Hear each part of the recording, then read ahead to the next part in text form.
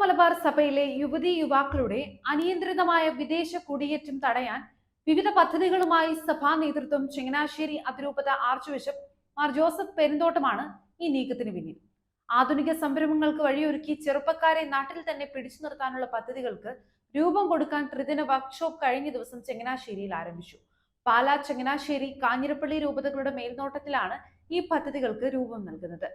സാങ്കേതിക പരിശീലനവും മുതൽ മുടക്കാനുള്ള സഹായവും നൽകി ചെറുപ്പക്കാരെ സ്വയം പര്യാപ്തരാക്കി നാട്ടിൽ തന്നെ നിലനിർത്താനാണ് സഭ ആലോചിക്കുന്നത്. സഭയിലെ അറിയപ്പെടുന്ന സാങ്കേതിക വിദഗ്ധർ, സംരംഭകർ, ഉന്നത ഉദ്യോഗസ്ഥർ, വ്യവസായികൾ തുടങ്ങിയവരാണ് ക്യാമ്പിന് നേതൃത്വം നൽകുന്നത്.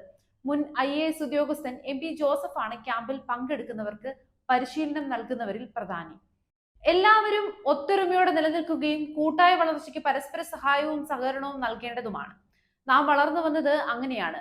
ഒരുമയില്ലാത്ത ഒരു സമൂഹത്തിനും വളരാനാവില്ലെന്ന് ആർച്ച് ബിഷപ്പ് മാർ ജോസഫ് പെരുന്തോട്ടം പറഞ്ഞു. യുവാക്കൾ കൂട്ടത്തോടെ നാട് വിടുന്നത് സഭയിൽ വൃദ്ധജനങ്ങൾ മാത്രം അവശേഷിക്കുന്ന സ്ഥിതി ഉണ്ടാകും. ഭൂസ്വത്തുക്കളും നോക്കി നടത്താൻ പോലും ആളില്ലാത്ത അവസ്ഥ ഉണ്ടാവുന്നു.